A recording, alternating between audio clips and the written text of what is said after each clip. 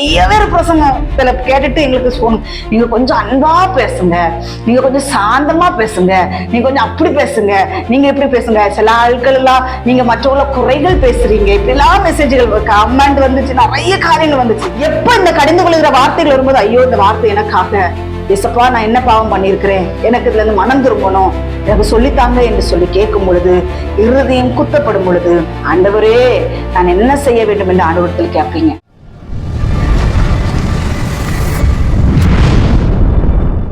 Price the Lord. கர்த்தருடைய பிள்ளைகள் எல்லாரும் எப்படி இருக்கீங்களா? நல்லா இருக்கிறீங்களா? கர்த்தர் இன்னைக்கு கொடுக்கிற வேத வசனம் மத்தேயு 3ஆம் அதிகாரம் 2வது வசனம். மத்தேயு 3ஆம் அதிகாரம் 2வது வசனம். மனம் திரும்புங்கள், பரலோக ராஜ்யம் சமீபித்திருக்கிறது. கர்த்தருடைய பிள்ளைகளை இந்த நாட்களிலே கர்த்தர் கொடுக்கிற வார்த்தை மனம் திரும்புங்கள், பரலோக ராஜ்யம் சமீபித்திருக்கிறது என்று கர்த்தர் நாட்களே வார்த்தை கொடுக்கிறார். அந்த நாட்கள்ல யோவான் ஸ்நானகன் வனாந்திரத்துல இருந்து கூப்பிடுகிறாரு. என்னன்னா மனம் திரும்புங்கள் என்று சொல்லி கூப்பிடுறாரு. வனாந்தரம் எப்படி இருக்கும் பாருங்களேன். வனாந்தரங்கிறது ரொம்ப பாடுள்ள இடம், ரொம்ப கஷ்டமான இடம். இந்த நாட்களில் கர்த்தர் உள்ளான ஒரு சத்தியத்தை நமக்கு போதிக்க ஆசைப்படுகிறார். என்ன தெரியுமா? வனாந்தரங்கிறது ரொம்ப பாடுள்ள இடம். பைபிள்ல வனாந்தரம்னாலே நமக்கு தெரிஞ்சிடும், அங்க தண்ணி கிடைக்காது, சாப்பாடு கிடைக்காது, ரொம்ப கஷ்டமான இடம். அந்த இடத்துல என்ன நடக்குதுன்னா, அந்த இடத்துல இருந்து யோவான் ஸ்நானகன் சொல்றாரு, மனம் திரும்புங்கள், பரலோக ராஜ்யம் சமீபமா இருக்கிறது என்று சொல்றாரு. கர்த்தருடைய பிள்ளைகளை, யாரால மனம் திரும்புங்கள் பரலோக ராஜ்யம் சமீபமா இருக்குதுன்னு சொல்ல முடியும் அப்படின்னா, எந்த மனுஷன் பாடுகளின் மத்தியில போறான், எந்த மனுஷன் ரொம்ப வேதனையின் மத்தியில போறான், ஒரு ஊழிய அழைப்பா இருக்கலாம், விசுவாச பிள்ளைகளா இருக்கலாம், எந்த ஆட்களுக்கு ரொம்ப பாடுகளின் மத்தியில போறாங்களோ அவங்களுக்கு தோணும் மனம் திரும்பணும், பரலோக ராஜ்யம் சமீபமா இருக்கிறது என்று மற்றவர்களுக்கு சொல்லணும்னு தோணும், அவங்களும் மனம் திரும்பணுங்கிறது தோணும். இங்க யோவான் ஸ்நானகன் என்ன செய்யறாருன்னா, வனாந்திரத்திலிருந்து கூப்பிடுறாரு, வனாந்தரமான ஒரு இடத்துல இருந்து கூப்பிடுறாரு, மனம் திரும்புங்கள், பரலோக ராஜ்யம் சமீபத்து இருக்கிறது என்று சொல்லுகிறார். இந்த நாட்கள் நல்ல சொகுசா இருக்கிறவங்களுக்கு எல்லாருக்கும் மீடியாவை ஒண்ணு ஓபன் பண்ணி வச்சுட்டு மலை மலையா கண்ணீர் வடிக்க தெரியுது. நல்ல 1000 தப்பு பண்ணிட்டு வந்து ஆலயத்துக்குள்ள உட்கார்ந்துருப்பான், அவனுக்கு நல்ல ஆசீர்வாதத்தை கொண்டு தட்ட தெரியுது. மனம் திரும்புங்கள், பரலோக ராஜ்யம் சமீபத்திருக்கிறதுன்னு சொல்லக்கூடிய ஊழியக்காரர்கள் இன்னைக்கு எத்தனை பேரு யூடியூப் ஓபன் பண்ணி வச்சு தரையா கண்ணீர், உனக்கு விரோதமா எழும்புகிறார்களா, கர்த்தர் இன்னைக்கு அவனை சங்கரிப்பாரு, அப்படி வசனம் இருக்குதா? சங்கரிப்பார் அப்படிலாம் வசனம் இல்லை. கர்த்தருடைய பிள்ளைகளே, கர்த்தர் என்ன சொல்றாருன்னா, ஒருவன் உனக்கு தீமை செய்தாம்னா நீ தீமைக்கு தீமை செய்யாதபடிக்கு தீமையை நன்மையினாலே வெல்லுன்னு சொல்லியிருக்கிறாரு. அதனால நமக்கு விரோதமாய் பிசாசு பல ஆட்கள் எழுப்பி விடுவான், அவர்கள் மனம் திரும்பும்படியாக நம்ம ஜெபிக்கணும். ஆனா இன்னைக்கு மீடியான்னு ஒண்ணு அந்த மீடியாவை ஓபன் பண்ணி வச்சு அந்த மீடியாவுக்கு முன்னாடி உட்கார்ந்து கண்ணீர் வடிக்கிறது என்ன, ஆசீர்வாதத்தை அள்ளி தட்டுறது என்ன, இப்படிப்பட்ட காரியங்கள் போய்கொண்டிருக்கிறது. ஆனால் இந்த நாட்களிலே கர்த்தர் சொல்லுகிறார், வனாந்தரமான பாதையிலிருந்து கூப்பிடுகிறவனுடைய சத்தம் உண்டாயிருக்கிறது. அவன் சொல்லுகிறான், மனம் திரும்புங்கள், பரலோக ராஜ்யம் சமீபித்திருக்கிறது என்று சொல்லி வேத வசனம் சொல்லுகிறது. கர்த்தருடைய பிள்ளைகளே, ரொம்ப பாடுகளின் மத்தியில இருக்கிறவங்க இந்த பிரசங்கங்களை பண்ணுவாங்க. ஆரம்பத்துல கர்த்தர் ஊழியத்துக்கு அழைச்ச பொழுதெல்லாம் அவங்கள கொலையான சேற்றிலும் படுகொலையில இருந்து கர்த்தர் தூக்கி எடுத்திருப்பாரு. அவங்களுடைய பிரசங்கங்கள்லாம் எப்படி இருக்கும்னா, நீ பாவம் செய்யாத, பாவம் செய்யாத, பாவம் செய்யாத, பாவம் செய்யாத, இதுதான் பிரசங்கமா இருக்கும். ஆனால் ஒரு காலகட்டத்திலே அவர்களுக்கு ஐஸ்வர்யங்களும், அவர்களே அதை தேடி ஐஸ்வர்யமும், அவர்களுக்கு கனம், அவர்களுக்கு மகிமை எல்லாம் அவர்களுக்கு சேர்த்து வைத்து விட்டு மீடியா ஓபன் பண்ணி வச்சு கண்ணீரா விடிப்பாங்க. இது ஆண்டவர் விரும்பல. கர்த்தர் சொல்லுகிறார், இயேசு சொல்லுகிறார், ஆரம்பம், இந்த புதிய ஏற்பாட்டினுடைய ஆரம்பமே மனம் திரும்புதல் தான். நீ மனம் திரும்பலன்னா பரலோக ராஜ்யத்துக்குள்ள போக மாட்ட, அப்படி என்றுதான் வேத வசனம் சொல்லுகிறது. யோவான் ஸ்நானகர் இந்த பூமிக்கு வந்தார், வனாந்தரத்திலிருந்து கூப்பிடுகிறார், மனம் திரும்புங்கள், பாவிகளே மனம் திரும்புங்கள், பரலோக ராஜ்யம் சமீபத்திருக்கிறது, சீக்கிரமா இயேசு வரப்போகிறார், மனம் திரும்புங்கள் என்றுதான் யார் சொன்னான்னா யோவான் ஸ்நானகன் சொல்லுகிறார். அதே மத்தேயு 3ஆம் அதிகாரம் 8, மனம் திரும்புதலுக்கேற்ற கனிகளை கொடுங்கள், மனம் திரும்புதல் ஏற்ற, அதுதான் நம்ம புதிய ஏற்பாட்டை எடுத்து பார்த்துட்டாலே கனிகளை குறித்து அதிகமாய் சொல்லப்பட்டிருக்கிறது. அவர்களுடைய கனிகளினாலே அவர்கள் அறிவீர்கள். மரம் நல்லதென்றால் கனி நல்லதென்று சொல்லுங்கள், மரம் கெட்டதென்றால் அதன் கனியும் கெட்டதென்று சொல்லுங்கள். பல வசனங்கள் கொடுக்கப்பட்டிருக்கிறது. நம்ம ஒரு ஆளை பார்த்தா, கர்த்தருடைய பிள்ளைகளே, நான் ரட்சிக்கப்பட்டு ஆண்டவரை எப்போது ஏற்றுக்கொண்டனோ, ஏற்றுக்கொண்ட பிறகு சில ஆட்களை சில கூட்டத்தை எல்லாம் பார்க்கும்போது அது பரலோகம் என்று சொல்லி நான் மகிமைப்பட்ட நாட்கள் உண்டு. ஆனால் உள்ளே போய் அவர்களுடைய கனிகளை நான் அறிந்த பொழுது சொல்லிச்சு, அதை கனிகளை அறிந்த பொழுதுதான் நான் என் இருதயத்துக்குள்ள நான் தீர்மானித்தேன், விரியன் பாம்பு குட்டிகள் என்று தீர்மானித்தேன். வசனம் இருக்குது, விரியன் பாம்பு குட்டிகள் நிறைய சபைக்குள்ள கிடக்கு கர்த்தருடைய பிள்ளைகளே. அது கொத்தும் கடிக்கும், என்ன வேணாலும் செய்யும், அது என்ன வேணாலும் செய்யும். அது விரியன் பாம்பு குட்டிகள் அப்படி என்று சொல்லி வேத வசனம் சொல்லுகிறது. ஆனால் கர்த்தர் நமக்கு எதுக்காக அழைத்திருக்கிறார்? கனி கொடுங்கள், மனம் திரும்புதலுக்கேற்ற நீங்க கனிகளை கொடுங்கள் என்று கர்த்தர் சொல்கிறார். ஆனால் சபைக்குள்ளே போகும் பொழுது பரலோகமாய் தெரிந்த கூட்டம் இருக்கிறார்கள், முத்துகள் மணிகள் இருக்கிறார்கள், நிறைய சபைகள்ல நிறைய முத்துக்கள் மணிகள் இருக்கிறார்கள். ஆனா சில விரியன் பாம்பு குட்டிகள் இதுக்குள்ளே கடந்து கனிகளை தின்று போடுகிற கூட்டங்களா இருக்கிறது. கனிகள் கொடுக்கிறார் ஆண்டவர், கனிகள் சபைக்குள்ள நிறைய சபைகள்ல கனிகள் இருக்கிறது. ஆனால் இந்த விரியன் பாம்பு குட்டிகளை அந்த ஏதேன் தோட்டத்துல வந்தா பாத்தீங்களா, சர்ப்பத்தின் ரூபத்துல சர்ப்பத்துக்குள்ள புகுந்து வந்தா பாத்தீங்களா, அந்த கண்ணியதான் புசிக்க ஏவாள வஞ்சிக்க முடியாத வந்தான். இந்த நாட்களிலும் கர்த்தருக்காக வைராக்கியமாய் கர்த்தருக்காக பிரயாசப்பட்டு ஓடுகிற பிள்ளைகளை இந்த விரியன் பாம்பு குட்டிகள் என்ன செய்யுது அப்படின்னா, வளர விடாதபடிக்கு தடை செய்து போடுகிறது. அதனாலதான் ஆண்டவர் சொல்றாரு, அவன் என்னத்தைத்தான் செஞ்சாலும் நீங்க கனி கொடுங்கள், மனம் திரும்புதலுக்கு ஏற்ற கனிகளை கொடுக்க ஆண்டவர் சொல்லுகிறாரு. அதே மத்தேயு 3ஆம் அதிகாரம் 10வது வசனத்துல என்ன சொல்லப்பட்டிருக்கிறதுனா, இப்பொழுதே கோடாரி எனது மரங்களின் வேரருகே வைத்திருக்கிறது, ஆகையால் நல்ல கனி கொடாத மரமெல்லாம் வெட்டுண்டு அக்கினியிலே போடப்படும் என்று கர்த்தருடைய வார்த்தை சொல்லுகிறது. கர்த்தருடைய பிள்ளைகளை, இன்னைக்கு சில சபைகள் இருக்கிறது, நிறைய சபைகள் இருக்கிறது. அங்க ஏராளமான விரியன் பாம்பு குட்டிகளும் கிடக்குது. இன்னும் பார்த்துட்டீங்கன்னா நிறைய நல்ல கனி கொடுக்கிற பிள்ளைகள் இருக்கிறாங்க, நிறைய சபைகள் நிறைய எல்லாம் இருக்கிறாங்க. ஆனால் இந்த நாட்கள் கர்த்தர் நமக்கு என்ன தெரியுமா போதிக்கிறார்? இந்த நாட்கள் அநேகருடைய போதனை என்ன தெரியுமா? நீதிமான்களின் சபைகளே பாவிகள் நிலைந்திருப்பதில்லை என்று சொல்லுகிறார்கள். ஆண்டவர் சொல்றாரு, அந்த நீதிமான்கள் சபைதான், நீதிமான்கள் இருக்கக்கூடிய சபைதான், அந்த சபைக்குள்ள களைகளும் கிடக்கும், நல்ல கோதுமை மணிகளும் கிடக்கும். ஆனா நான் வருகிற வரைக்கும் அதை வளர விடு என்று சொல்லுகிறார். நான் வருகிற வரைக்கும் அதை வளர விடு, நீ அதை வெட்டிடாத. நீ அதை களைகளை புடுங்குற நேரத்துல நல்ல மணிகளை சேர்த்து நீ புடுங்கி எடுத்துருவ.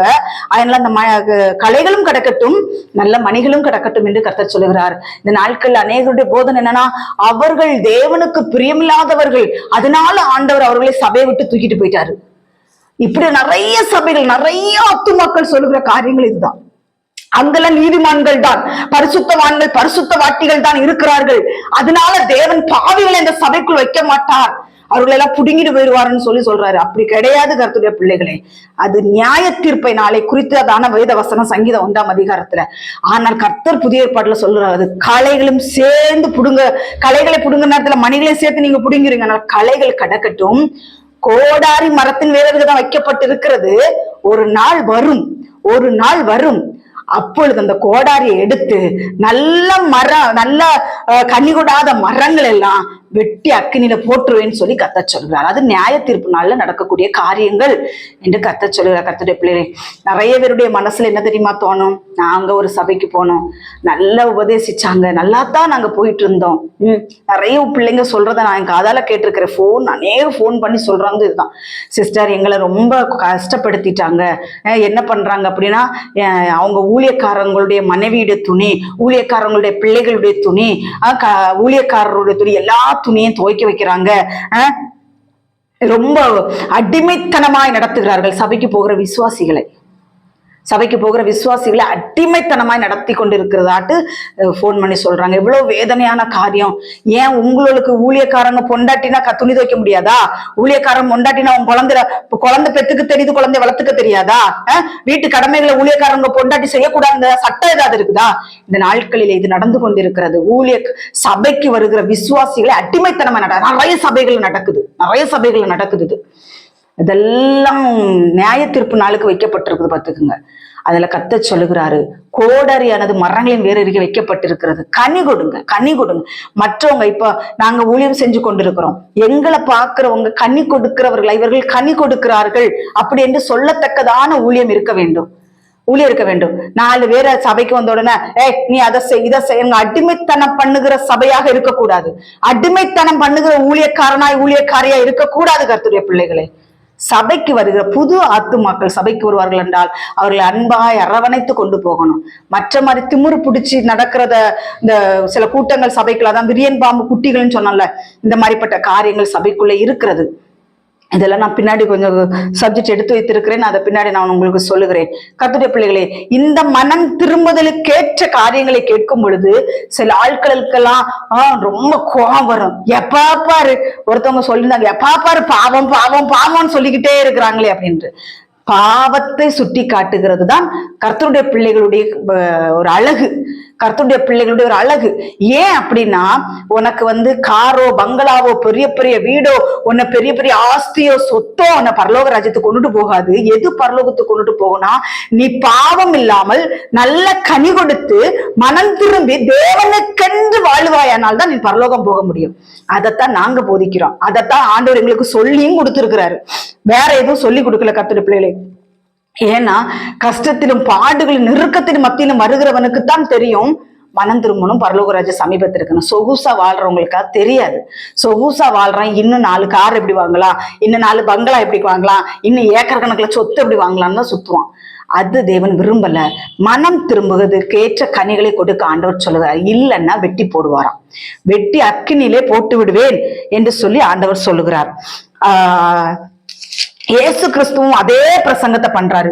மத்தேயு 4:17 அதிகாரம், மத்தேயு 4:17 வசனத்துல ஆண்டவர் சொல்றாரு, அது முதல் இயேசு மனம் திரும்புங்கள், பரலோக ராஜ்யம் சமீபித்திருக்கிறது என்று பிரசங்கிக்க தொடங்கினார். இயேசு கிறிஸ்துவுடைய முதல் பிரசங்கம் என்னது? வாங்க, உங்க கண்ணீரை துடைக்கிறார், வாங்க உங்களுக்கு அப்படி அற்புதத்தை செய்வார், இப்படி அற்புதத்தை செய்வார்னு சொல்லி இயேசு சொல்லல. இயேசுவினுடைய முதல் பிரசங்கம், இயேசுவினுடைய பிரசங்கம் என்ன அப்படின்னா, பிசாசு வந்தான், பிசாச விரட்டிட்டாரு. இயேசுவின் நாமத்தை சொல்லி அப்பால போ சாத்தானேன்னு சொல்லி பிசாசு ஆண்டவர் விரட்டிட்டாரு. இயேசு விரட்டினதுக்கு பிறகு முதல் பிரசங்கம், மனம் திரும்புங்கள், பரலோக ராஜ்யம் சமீபித்திருக்கிறது என்றுதான் இயேசுவின் பிரசங்கம். இருள்ல கிடக்குறியா, பாவத்துல கிடக்குறியா, சாபத்துல கிடக்குறியா, அக்கிரமத்துல விழுந்து கிடக்கிறியா, உளையான சேற்றுல விழுந்து கிடக்குறியா, வா வா மனம் திரும்பு. அதுக்கு முந்தின வசனத்துல சொல்லப்பட்டிருக்குது, மரண இருளில் இருந்த ஜனங்கள் பெரிய வெளிச்சத்தை கண்டார்கள், உன்னையும் என்னையும் பார்க்கக்கூடியவர்கள் வெளிச்சத்தை காண வேண்டும். இருளை அல்ல வெளிச்சத்தை பார்க்க வேண்டும். அதுதான் கனி கொடுக்கிற வாழ்க்கை என்று கர்த்தர் சொல்லுகிறார். இந்த நாட்கள்ல அநேகருடைய காரியம் என்னன்னா, நல்லா பிரசங்கம் பண்ணுவாங்க, நல்லா பாட்டு படிப்பாங்க, நல்லா வொர்ஷிப் பண்ணுவாங்க, எல்லாம் பண்ணுவாங்க. ஆனா கனி இருக்கா, கனி இருக்குதா, உன்னிடத்தில் வெளிச்சம் இருக்குதா என்று கர்த்தர் கேட்கிறார். இன்னைக்கு இல்லைன்னு தான் சொல்லணும். ஆனா தன்னை அலங்காரமாய் காட்டி கொண்டு, கர்த்தருடைய பிள்ளைகளே, இன்னைக்குதான் ஒரு சம்பவத்தை நான் பார்த்தேன். எங்களுக்கு பக்கத்துல ஒரு சர்ச் இருக்குது. அந்த சர்ச்சில் ஒரு ஆத்துமா அங்க பாடல் பாடி முடிஞ்சு எல்லாம் முடிஞ்சு போறாங்க. போகும்போது ஐயையோ பாட்டு முடிஞ்சு போச்சா, ஆனால நான் அவர்களை பார்த்தேன். ஃபுல் அண்ட் ஃபுல் மேக்கப்பு, அவ்வளவு ஒரு ஆடம்பரம். அந்த கண்ணாடி முன்னாடி நின்று அவங்க மேக்கப் பண்றதுக்கு அவ்வளோ டைம் எடுத்திருக்கும் போல, அவ்வளவு தூரத்துக்கு மேக்கப் பண்ணிட்டு எல்லாம் முடிஞ்சதுக்கு அப்புறம் அழைத்து போய் என்ன பிரயோஜனம் கர்த்தருடைய பிள்ளைகளை? இதெல்லாம் தேவன் கணக்கு கேட்பார். இந்த மாதிரிப்பட்ட காரியங்கள். சிலவங்க எல்லாம் சில புது துணிகளை எடுத்துக்கிட்டு மற்ற விசுவாசிகள் இடரடையும்படியாக அந்த துணிகளை உடுத்துட்டு அவங்க பாட்டு எல்லாமே முடிஞ்சு கடைசி பிரசங்க நேரத்துல வருவாங்க. பிரசங்க நேரத்துலயும் பாதி முடிஞ்சுதான் சில ஆட்கள் எல்லாம் ஆலயத்துக்குள்ள வரக்கூடியவர்கள் இருக்கிறார்கள். இப்படி எல்லாம் வரக்கூடிய ஆட்கள் இருக்கிறார்கள். என்ன யூஸ்ன்னு கேக்குறேன். இதெல்லாம் சர்ச்சுக்கு வர வேண்டாம்னு தான் ஆண்டவர் விரும்புறாரு. நீங்களே எதுக்கு சர்ச்சுக்கு வரீங்கன்னு தான் ஆண்டவர் கேட்கிறார். நல்ல கர்த்தருடைய பிள்ளைகளை, ரொம்ப தொலைவில் இருக்கிறவங்க வர்றது 2வது. பக்கத்துல இருக்கிறவங்க, சர்ச்சுக்கு பக்கத்துல இருக்கிறவங்க என்ன செய்வாங்க அப்படின்னா, நல்லா கண்ணாடி முன்னாடி மணிக்கூர் கணக்குல மேக்கப் பண்ணிட்டு ரொம்ப லேட்டா ஆலயத்துக்குள்ள வர்றது தேவனுக்கு பிரியமில்லாத காரியம் அப்படின்னு கர்த்தர் சொல்லுகிறார். அதனால கர்த்தருடைய பிள்ளைகளை, இயேசு கிறிஸ்துனுடைய பிரசங்கமும் யோவான் ஸ்நானனுடைய பிரசங்கம், இன்னும் அநேகருடைய பிரசங்கங்கள் இருக்கு, நம்ம போக போக பார்ப்போம். அவர்களுடைய பிரசங்கம் எல்லாம் எப்படின்னா, மனம் திரும்புங்கள், பரலோக ராஜ்யம் சமீபத்திருக்கிறது. யோவான் ஸ்நானகன் அவரை குறித்ததான காரியம் எனக்கு ரொம்ப பிடிக்கும். அவர் வாழ்ந்த அவரை போல வாழணும், செத்த அவரை போல சாகணும். எப்படி தெரியுமா? யோவான் ஸ்நானகர் புள்ள பாவத்தை குறிச்சுதான் கடிந்து கொண்டார். எந்த அற்புதமும் செய்யல, எந்த அடையாளங்களும் அவர் செஞ்சதாட்டு பைபிள் இல்ல. ஆனால் ஏரோதியாளிடத்தில் தவறாக நடந்து கொண்ட பொழுது அவரிடத்தில் போய் சொன்னார், டே நீ பாவம் பண்ற, மனம் திரும்புன்னு சொன்ன உடனே என்ன பண்ணானுக்கு தெரியுமா? அவருடைய தலையை துண்டித்து கொலை செஞ்சுட்டாங்க. தலை துண்டிக்கப்பட்டு ஒரு தாளத்திலே தலை வைக்கப்பட்டது என்று வேதவசனம் சொல்லுகிறது. கர்த்தருடைய பிள்ளைகளே, கடிந்து கொண்டு போதிக்கிறவங்களுடைய நிலைமை இதுதான் போல. சந்தோஷமா ஏற்றுக்கணும். அதுக்காக பயந்து நான் இந்த ஊழியத்தை விட்டுட்டு போறேன்னு அநேகர் நீங்க நல்ல ஆசீர்வாதமான வார்த்தைகள் அள்ளி தட்டுங்கன்னு எங்களுக்கு ஆரம்பத்துல நிறைய பேர் பிரசங்கத்துல கேட்டுட்டு எங்களுக்கு சொல்லணும், நீங்க கொஞ்சம் அன்பா பேசுங்க, நீங்க கொஞ்சம் சாந்தமா பேசுங்க, நீங்க கொஞ்சம் அப்படி பேசுங்க, நீங்க இப்படி பேசுங்க. சில ஆட்கள் எல்லாம் நீங்க மற்றவங்கள குறைகள் பேசுறீங்க, இப்படி எல்லாம் மெசேஜ்கள் கமெண்ட் வந்துச்சு, நிறைய காரியங்கள் வந்துச்சு. ஆனால் யோவான் ஸ்நானகர் தன் சுயத்தினால ஊழியம் செய்யவில்லை. இயேசு கிறிஸ்து தன் சுயத்தினால் ஊழியம் செய்யவில்லை. ஸ்தேவான் தன் சுயத்தினால் ஊழியம் செய்யவில்லை.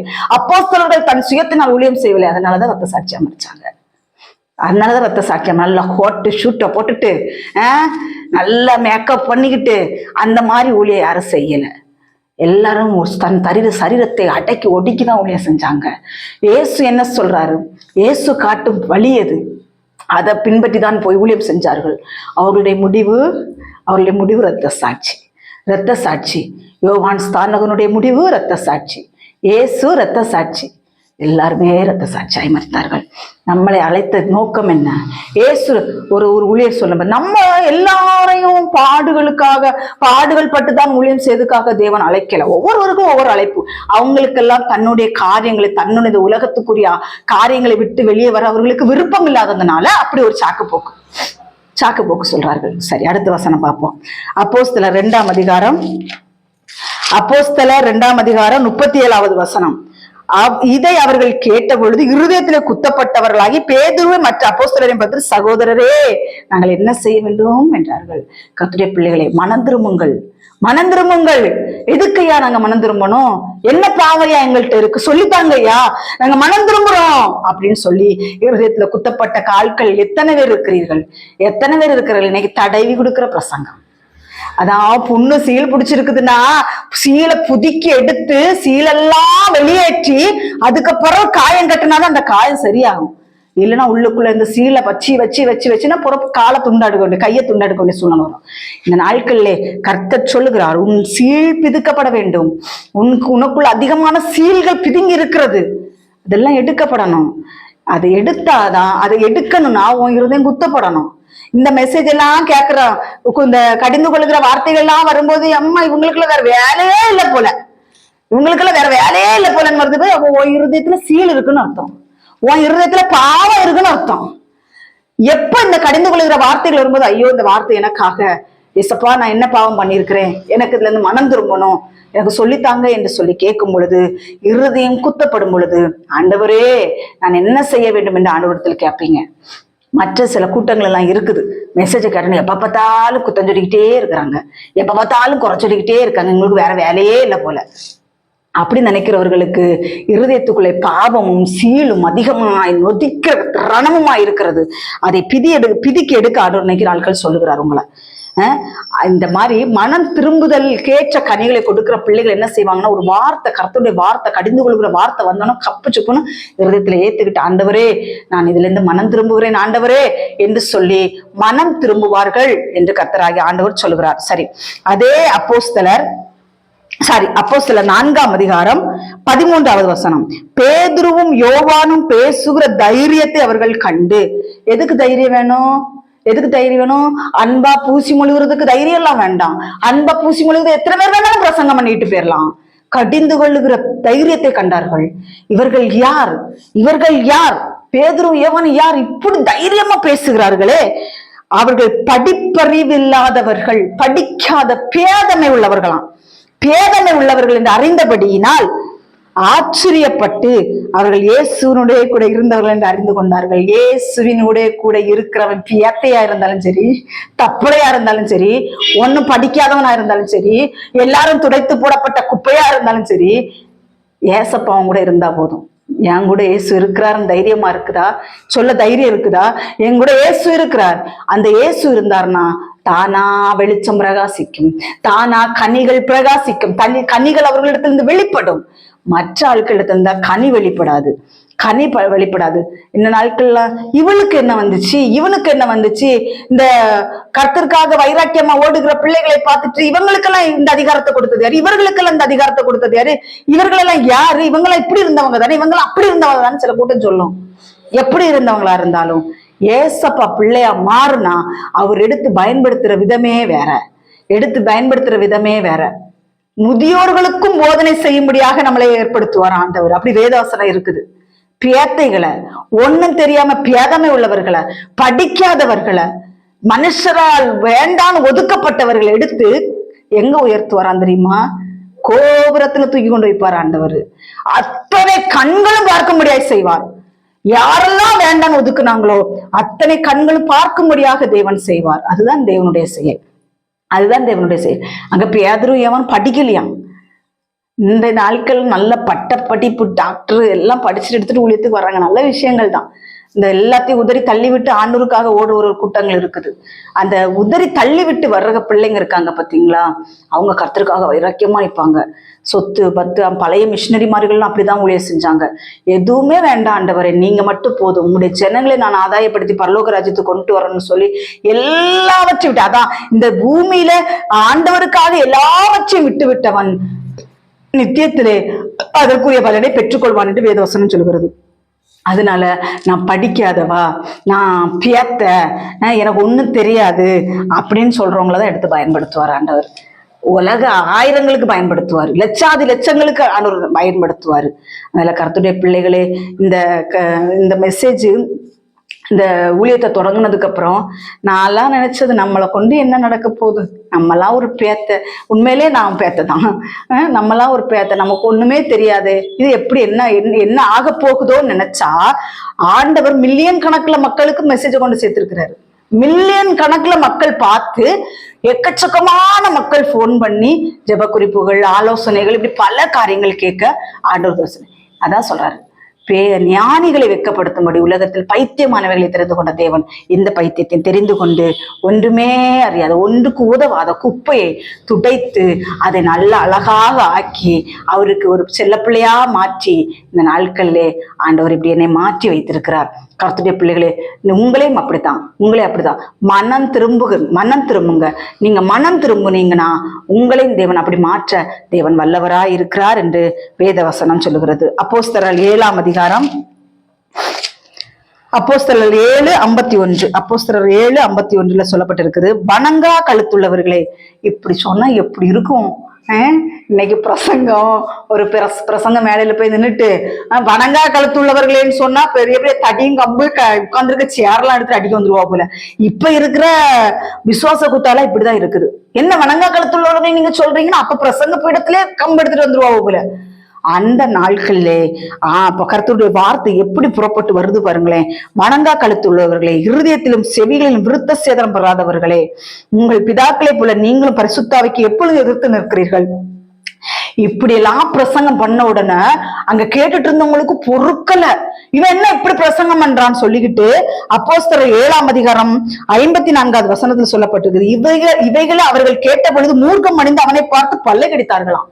இதனால கடிந்து கொண்டு பிரசங்கம் பண்ணா பல்ல கடிக்கிறது, கல்ல தூக்கி எரிஞ்சிருவேங்கிறது, கல்ல தூக்கி போட்டோம்னா கொல்றவேங்கிறது, இப்படி பல காரியம் நடக்குது. ஆனால் கர்த்தருடைய பிள்ளைகளே, கடைசி காலத்துல நம்ம வைக்கப்பட்டிருக்கிறோம்.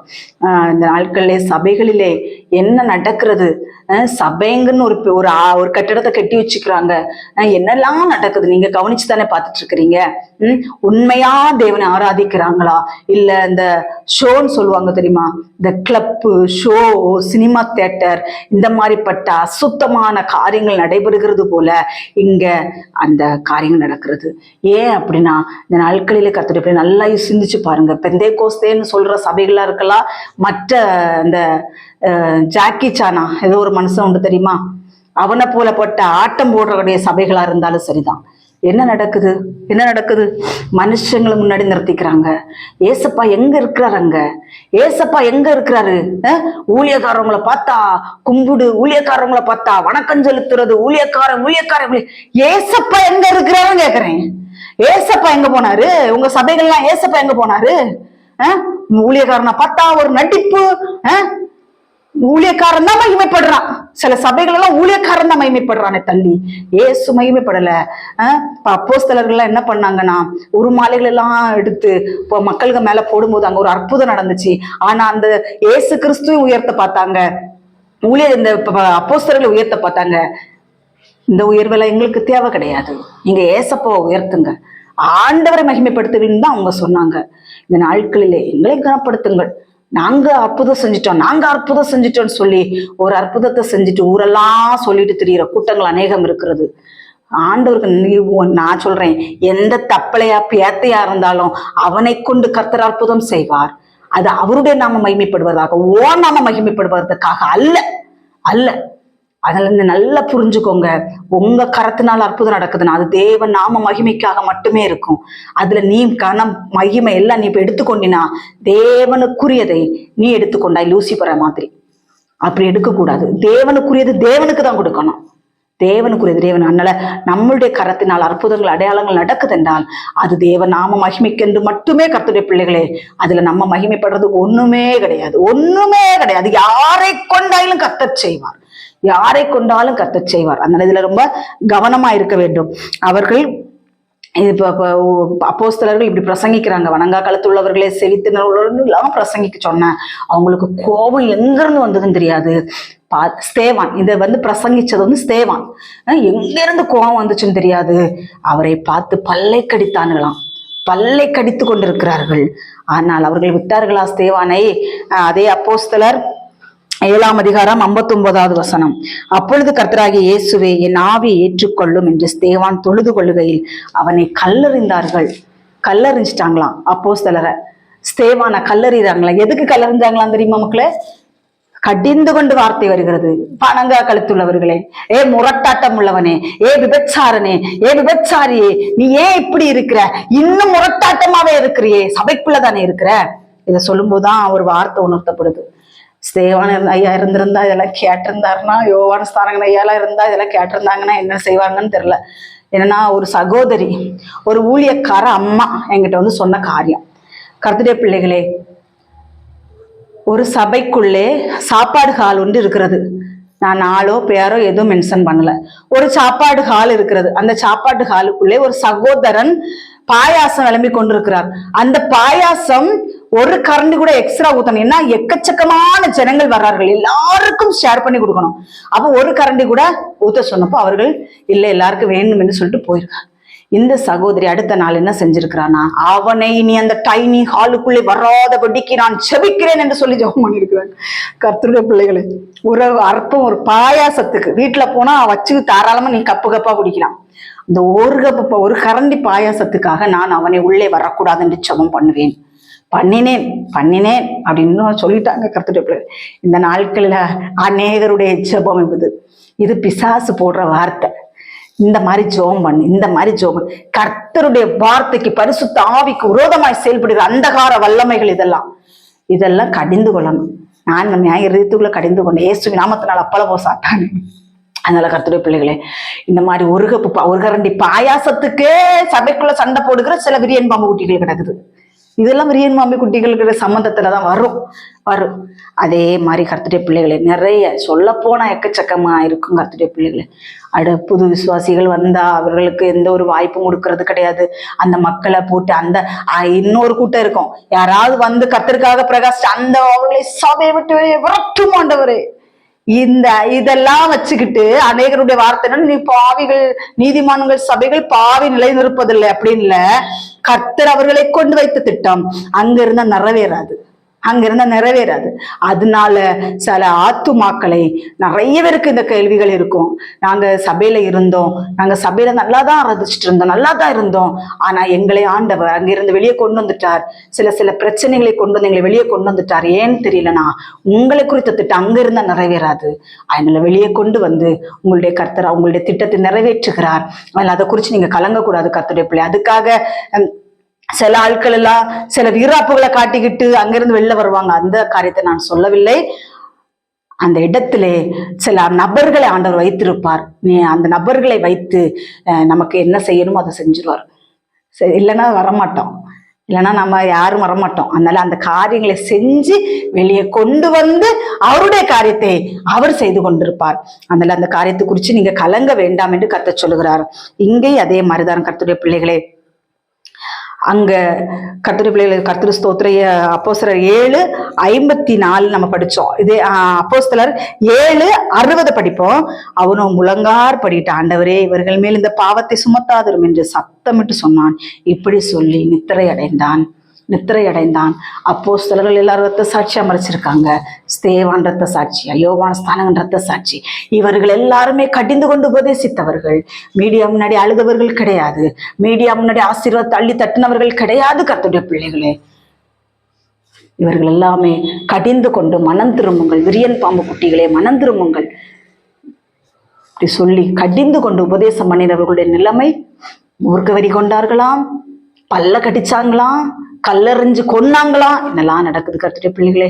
அதனால பாடுகள் வருகிறது, சோதனைகள் பின் தங்கவே கூடாது. கர்த்தருடைய வார்த்தை புறப்பட்டு வரும் பொழுது தைரியமாய் சொல்ல தைரியம் இருக்க வேண்டும். அது எந்த வார்த்தையா இருந்தாலும் சரி, சொல்ல நமக்கு தைரியம் இருக்கிறதா இந்த நாட்களில் கர்த்தர் சொல்லுகிறார். அதனால இந்த கர்த்தர் சொல்லுகிற வார்த்தை என்னன்னா, விரியன் பாம்பு குட்டிகளே மனம் திரும்புங்கள், கள்ள ஓநாய் கூட்டங்களே மனம் திரும்புங்கள். சபைக்குள்ள இருந்து குள்ள நரிகளை போல சபைக்குள்ள இருந்து கனி கொடுக்கிற மக்களை அரிக்காதீர்கள். அரிக்கிற ஒரு கூட்டம். ஊழியக்காரர்களும் இதுக்கு தலைவிடு ஒன்னும் குறைஞ்சவங்க கிடையாது.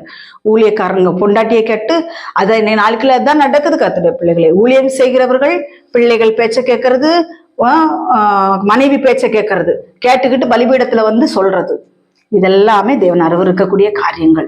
கர்த்தர் என்ன சொல்றாரோ அதை சொல்லிட்டு போறதுதான். அதுக்கு மிச்சமா நம்ம ஒண்ணு கிடையாது. மனைவி அதை எனக்கு ஒரு ஊழியக்காரரை தெரியும் கர்த்தருடைய பிள்ளைகளே, இதுவும் நான் எதுவும் பேர் எதுவும் மென்ஷன் பண்ண மாட்டேன்.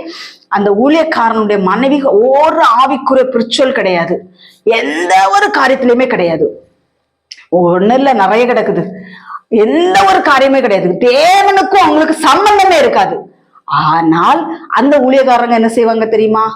இவ்வளவு பேச்ச கேட்டுக்கிட்டு சபைக்குள்ள தேவன் குலாமுகிற சபைக்குள்ள இவருடைய செத்த கிரியைகளை சபைக்குள்ளே காமிச்சு கொண்டிருப்பாங்க. இதெல்லாம் நியாய தீர்ப்பு நாள்னு ஒண்ணு இருக்கு பாத்தீங்களா? அந்த நியாய தீர்ப்பு நாள்ல கணக்கு ஒப்புவிக்க வேண்டிய சூழ்நிலை. ஏன் பேச்ச கேட்டியா? உன் பொண்டாட்டி பேச்ச கேட்டான்னு பாரு, இல்ல உன் புருஷன் பேச்ச கேட்டியா, இல்ல உன் பிள்ளை பேச்ச கேட்டியான்னு கேட்பாரு. இல்ல ஆண்டவரே, அந்த சந்தர்ப்ப சூழ்நிலை வந்துட்டு என் மனைவி பேச்ச கேட்க வேண்டிய சூழ்நிலை, ஆதாம போல ஏவாளை போல சொல்ல வேண்டியது வந்துடும். அதுல இந்த நாட்களை கர்த்தர் சொல்கிறார், உன் மனைவி பேச்சு ஊழியத்துல உன் மனைவி பேச்சையும் கேட்காண்டாம், உன் புருஷன் பேச்சையும் கேட்கணும், உன் பிள்ளைங்க பேச்சையும் கேட்கணும். ஊழியத்துல நான் என்ன சொல்றேனோ அதை செய். அதை மீறி ஏதாவது பலிபீடத்துலன்னா உன் சுயமா பேசுகிற அப்படின்னு சொல்லி கர்த்தர் சொல்கிறார். அதனால இந்த நாட்களில் கர்த்தர் கொடுத்த வார்த்தையின்படி சாகதுக்கும் தன்னை ஒப்பு கொடுக்க வேண்டும், சாகதுக்கு தன்னை ஒப்பு கொடுக்க வேண்டும் என்றுதான் கர்த்தர் சொல்கிறார். பாடுகளின் மத்தியில தான் பரமனை தரிசிக்க முடியும், மற்ற மாதிரி தரிசிக்கவே முடியாது. கர்த்தருக்கு ரொம்ப வேதனை அளிக்கிற விஷயங்கள் நாட்கள் நிறைய நடந்து கொண்டிருக்கிறது. நிறைய என்ன நடக்குது அப்படின்னா, மனம் திரும்புறதுக்கு இருக்காது, கனி கொடுக்கறது இருக்காது. ஒரு சகோதரனை நான் மீடியாவில பார்க்க நேர்ந்தது. கர்த்தருடைய பிள்ளைகளே, எதுக்கு அப்படி அழுகிறான்னு எனக்கே தெரியல. கர்த்தருடைய பிள்ளைகளே, மாங்குன்னு அழுகு. ஏன் நீ அறை வீட்டை பூட்டியாலாம்? அந்த ஜபம் பலத்த ஜபமா இருக்குல்ல, அவன் அந்த ரங்கத்தில் பார்க்கிற பிதா வெளியரங்கமா பதிலும் கொடுப்பாரு இல்லையா? இந்த மீடியாவில் வந்து அது என்னத்துக்கு தான் அப்படி அழுகிறாருன்னு தெரியல. எனக்கு ரொம்ப சங்கடமா போச்சு. எதுக்கு தேவனுடைய நாமத்தை இப்படி தூஷிச்சு கொண்டிருக்கிறாங்க? இன்னொரு சகோதரனை பார்த்தேன். அந்த சகோதரனை பார்த்துட்டீங்கன்னா, என்ன கிறிஸ்தவம் எங்க போய்கொண்டிருக்கிறதுங்கிறது தெரியல. நக்கல் ரொம்ப ரொம்ப ரொம்ப ரொம்ப இத்தனைக்கும் ரொம்ப பிரஸ்திப்பட்ட ஊழியக்காரன் வர சொல்லிக்கிறாங்க. இந்த பலிபீடத்துல அவ்வளவு ஒரு காமெடி பேச்சு, அருவறுப்பான பேச்சு, டபுள் மீனிங் பேச்சு, இந்த மாதிரி அருவறுப்பான பேச்சுகளை பலிபீடத்தில் பேசி கொண்டிருக்கிறான். நம்பாதிருங்கள் கர்த்தருடைய பிள்ளைகளை, நம்பாதிருங்கள். அவன் உங்களை காமெடி பேசி உங்களை பலிபீடத்துல இருந்து அங்க ஃபுல்பீட்ல இருந்து சிரிக்க வச்சு உங்களை காமெடி பண்ண வச்சு இந்த மாதிரி பண்ணி நீங்க கீழே இறந்து கேன்னு சிரிக்கிறீங்க. அங்க என்ன ஜீவன் இருக்குது? நித்திய ஜீவனுக்கு போகிற வழி ஏதாவது இருக்குதா? இதை நாம் பார்க்க வேண்டும், பரிசுத்தமா கர்த்தருக்காக தியாகம் பண்ணி ஆண்டவரே என்று சொல்லி ஆண்டுடைய பாதத்திலே இருந்து கர்த்தருக்காக வார்த்தைகளை கொண்டு வருகிறவனுடைய வார்த்தை எப்படி இருக்கும்? ஆத்துமாக்களை உருவ கட்டுகிறதா இருக்கும். நாட்கள் என்ன இருக்குது, வர்றாங்க நல்ல இந்த சினிமா பார்த்தது மாதிரி நல்ல ஜோக்கு, இந்த என்ன சொல்றது, இந்த மேஜிக் எல்லாம் பண்ணுவாங்க தெரியுமா, அந்த இடத்துல எல்லாம் போனா நல்லா காவடி போட்டு சிரிச்சுக்கிட்டு வருவாங்க. சபை இப்படி அப்படியே ஆயிற்று. அத மனம் திரும்புதலுக்கு ஏற்ற கனி அங்க இல்ல. ஊழியக்காரன்ட்ட இல்ல, கீழே இருக்கிற விசுவாசிகள். ஆனா கத்த இந்த நாட்கள் சொல்லுறார், மனம் திரும்புதலுக்கு ஏற்ற கனிகளை கொடுங்கள், மனம் திரும்புதலுக்கு ஏற்ற கனிகளை விடுங்கள், மனம் திரும்புங்கள், பரலோக ராஜ்யம் சமீபமா இருக்கிறது. விரியன் பாம்பு குட்டிகளே, வரும் கோபத்துக்கு தப்பித்துக் கொள்ளுங்கள். கோபம் ஒன்று வருகிறது. நீங்க நினைப்பீங்க ஏசப்பா அன்பானவர், என்ன பாவம் செஞ்சாலும் கண்டுவிடாம இருப்பாரு. அப்படியா? அப்படிலாம் ஒண்ணும் கிடையாது, அப்படிலாம் ஒண்ணும் கிடையாது. அப்படி எவனாவது போதிச்சாலும் நம்பாதீங்க, நம்பாதீங்க. ஏசப்பா அன்பானவர், இரக்கமுள்ளவர், எல்லாமே ஏசப்பா நல்லவர், ரொம்ப ரொம்ப நல்லவர். ஆனால் பாவம் வரும் பொழுது தொலைச்சு கட்டி போடுவார். பாவம் வரும்போது விட மாட்டாரு. நான் ஒவ்வொரு நிமிஷமும் ஆண்டவர் என்கிட்ட என்ன பாவம் இருக்கு, நான் என்னோட சாட்சியை நான் சொல்றேன். என்னென்ன சின்ன சின்ன சின்ன சின்ன காரியங்கள் வந்தா கூட ஆண்டவரே நான் மன்னிச்சிருங்க மன்னிச்சிருங்க மன்னிச்சிருங்கன்னு சொல்லி கர்த்தரோடு நெருங்கக்கூடியவன் அப்படி இருப்பான். நீங்களும் உங்களுடைய வாழ்க்கையில் என்னென்ன காரியத்தில் மனம் திரும்பாமல் இருக்கிறீர்களோ, எந்தெந்த காரியத்தில் மனம் சோர்ந்து போயிருக்கிறீர்களோ, சபைக்குள்ள இருக்கிற மனுஷர்கள் உங்களை என்ன காயப்படுத்தினாலும், என்ன துக்கப்படுத்தியிருந்தாலும், ஏதோ ஒரு காரியத்துல ரொம்ப அவமானப்பட்டிருந்தாலும் சோர்ந்து போகாதீங்க. அவன் அப்படித்தான். அவன் என்ன விரியன் பாம்பு, அவன் விரியன் பாம்புடைய குட்டி. அவன் விரியன் பாம்பு யாரு? பிசாசு. விரியன் பாம்பு குட்டி யாரு? சாத்தானுடைய குழந்தைங்க தான். அவனுங்க பிள்ளைங்க அப்படிதான் செய்வாங்க. நம்ம அதை குறிச்சு சோர்ந்து போகாதபடிக்கு ஆவியானவருக்கு நல்ல கனி கொடுங்க. கனி கொடுக்கறதுன்னா ஆண்டவருக்காக ஏதாச்சும் செஞ்சுக்கிட்டே இருங்க. ஆண்டவருக்காக ஏதாவது ஆண்டவருடைய வார்த்தைகளை சொல்லுங்க. ஆண்டவர் இயேசு இயேசு இயேசு. நான் ரட்சிக்கப்பட்ட புதுசுல இருந்து இப்போ வரைக்கும் இயேசுனா நமக்கு அப்படி, ஏசப்பான்னு நமக்கு அவ அப்பா இல்லையா, அவ்வளவு. அந்த ஐக்கியத்துக்குள்ள நம்ம வரும் பொழுது மனுஷன் பேசுகிற வீணான பேச்சுகள் நம்முடைய காதுகளில் இல்லாது. அதனால கர்த்தருடைய பிள்ளைகளை இந்த நாட்களில் கர்த்தர் கொடுத்த வார்த்தையின்படி கடிந்து கொண்டு போதிக்கிறவனுக்கு கல்லறிபடும், தலை வெட்டப்படும், சிலுவையில் அறையப்படுவான். இப்படி பல சூழ்நிலைகள் வரும். சோர்ந்து போகாதீங்க, சோர்ந்து போய் எல்லாத்தையும் ஜெயமாய் முடிக்கக்கூடிய கர்த்தர் நம்மள்ட்ட இருக்காரு. உலகத்தில் உங்களுக்கு உபத்திரம் உண்டுன்னு சொன்னார். உலகத்துல உங்களுக்கு ஆசீர்வாதத்தை தட்டுவேன்னு சொல்லல. உலகத்தில் உங்களுக்கு உபத்திரம் உண்டு, ஆனாலும் திடன் கொள்ளுங்கள், நான் உலகத்தை சேர்த்தேன். இயேசு எப்படி நடந்தாரோ, அப்போஸ்தலர்கள் எப்படி இந்த பூமியில ஊழியம் செஞ்சார்களோ, அந்த வேதத்தை படிச்சு அதன்படி நம்மளும் நம்முடைய வாழ்க்கையை நடத்தும் பொழுது கண்டிப்பா பரலோக ராஜ்யம் உண்டு. அல்லாத இந்த பூமியில கிடக்குறாங்கல்ல மனுஷன், ஊழியக்காரவங்க, போர்வேல சில ஆட்கள் சுத்தி கொண்டு இருக்கிறார்கள, இவர்களை நீங்கள் பின்பற்றி போவீர்கள் என்றால் நரக பாதாளம் ஒன்று திறந்திருக்கிறது. உங்க சாய்ஸ். ஊழியக்காரங்களை பின்பற்ற போகிறீர்களா, பரிசுத்த வேதாகமத்தை பின்பற்ற போகிறீர்கள், உங்களுடைய கருத்தில் இருக்கிறது. கர்த்தர் தாம் இந்த வார்த்தைகளை ஆசீர்வதிப்பாராக. ஆமேன். ஒரு சிறிய ஜெபம். பரலோகத்திற்கிற எங்கள் பிதாவே, பரிசுத்தமான தேவனே, நாங்கள் ஸ்தோத்திரிக்கிறோம், துதிக்கிறோம். கர்த்தா, இந்த நாட்களில் மனம் திரும்புங்கள், பரலோக ராஜ்யம் சமீபமா இருக்கிறது என்று சொல்லி வார்த்தை கொடுத்திருக்கிறீர். உமக்கு நன்றி. இந்த வார்த்தைகளை கேட்கிற பிள்ளைகள் அனைவரும் ஆண்டவரே, எந்தெந்த காரியங்கள் மனம் திரும்ப வேண்டுமோ கர்த்தாவே, அந்தந்த காரியங்கள் மனம் திரும்பட்டும். மனசோர்வுகள், குழப்பங்களோடு, பாரங்களோடு, வேதனைகளோடு, கண்ணீரோடு, கவலையோடு இருக்கிற பிள்ளைகளுக்கு அப்பா நீ தெய்வீக சமாதானத்தை கொடுத்து பிள்ளைகளை ஆற்றுங்க, தேற்றுங்கப்பா. தகப்பனே ஸ்தோத்திர, கண்ணீரெல்லாம் மாற்றி போடுங்க. உம்முடைய பிள்ளைகள், உம்முடைய ஜனங்கள் ஆண்டவரை அரவணைத்துக் கொள்ளுங்க இசப்பா. ஆண்டவரே ஸ்தோத்திரம். என்னென்ன பாரங்களோடு இருக்கிறார்களோ அந்த காரியங்களை எல்லாம் கர்த்தர் பொறுப்படுங்க, ஆசீர்வதிங்க. துதிகன மகிமையில் அப்பாவுக்கே செலுத்துறோம். இயேசுவின் மூலம் ஜெபிக்கிறோம் பிதாவே. ஆமேன், ஆமேன். Praise the lord. ஸ்தோத்திரம். கர்த்தர் தாம் இந்த வார்த்தைகள் அனைவரையும் ஆசீர்வதிப்பாராக. ஆமேன். ஸ்தோத்திரம்.